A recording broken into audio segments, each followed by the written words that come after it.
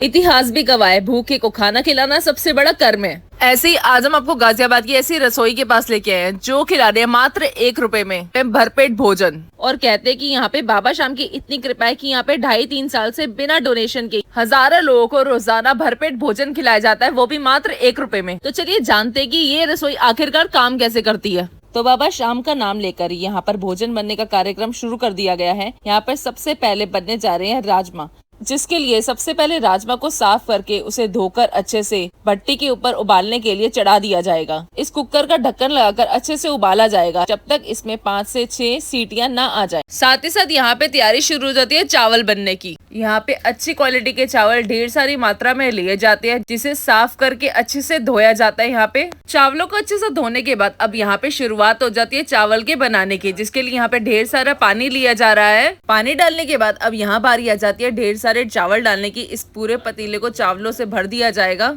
और चावल को उबलने के लिए ढककर छोड़ दिया जाएगा।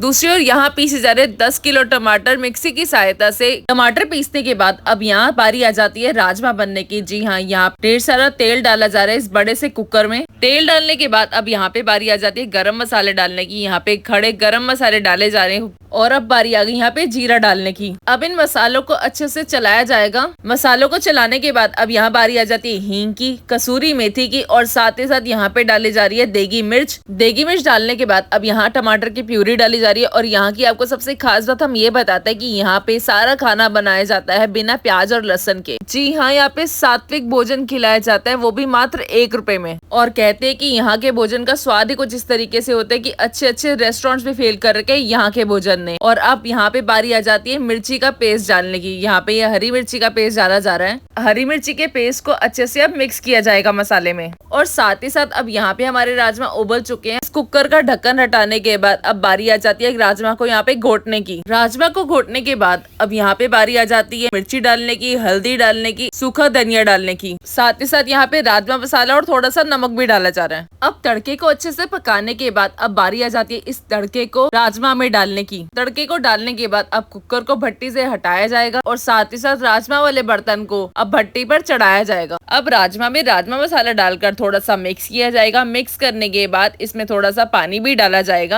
पानी डालने के बाद अब थोड़ी देर तक राजमा को चलाया जाएगा। चलाने के बाद इसे पकने के लिए थोड़ी देर छोड़ दिया जाएगा। इतिहास भी गवाह है, भूखे को खाना खिलाना सबसे बड़ा कर्म है। ऐसे ही आज हम आपको गाजियाबाद की ऐसी रसोई के पास लेके आए हैं जो खिला रहे हैं मात्र 1 रुपए में भरपेट भोजन। और कहते हैं कि यहाँ पे बाबा शाम की इतनी कृपा है कि यहाँ पे 2.5-3 साल से बिना डोनेशन के हजारों लोगों को रोजाना भरपेट भोजन खिलाया जाता है, वो भी मात्र 1 रुपए में। तो चलिए जानते हैं कि ये रसोई आखिरकार काम कैसे करती है। तो बाबा शाम का नाम लेकर यहाँ पर भोजन बनने का कार्यक्रम शुरू कर दिया गया है। यहाँ पर सबसे पहले बनने जा रहे हैं राजमा, जिसके लिए सबसे पहले राजमा को साफ करके उसे धोकर अच्छे से भट्टी के ऊपर उबालने के लिए चढ़ा दिया जाएगा। इस कुकर का ढक्कन लगाकर अच्छे से उबाला जाएगा जब तक इसमें 5 से 6 सीटियां ना आ जाएं।